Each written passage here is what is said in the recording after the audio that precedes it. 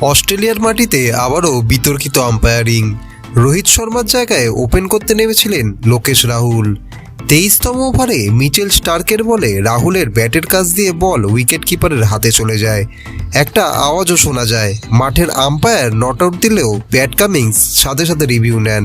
তৃতীয় umpire স্নিকোমিটারে spike দেখে আউটের সিদ্ধান্ত দেন, কিন্তু রাহুল খুব বিরক্ত হয়ে মাঠ ছাড়েন।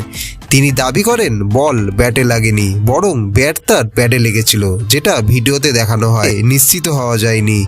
প্রাক্তন ক্রিকেটার সঞ্জয় মাঞ্জরেকার বললেন, তৃতীয় আম্পায়ার আরও বিভিন্ন দিক থেকে ঘটনাটি দেখলে ভালো হতো। সাইমন টফেলও মনে করেছেন সিদ্ধান্ত নেওয়ার জন্য পর্যাপ্ত প্রমাণ ছিল না।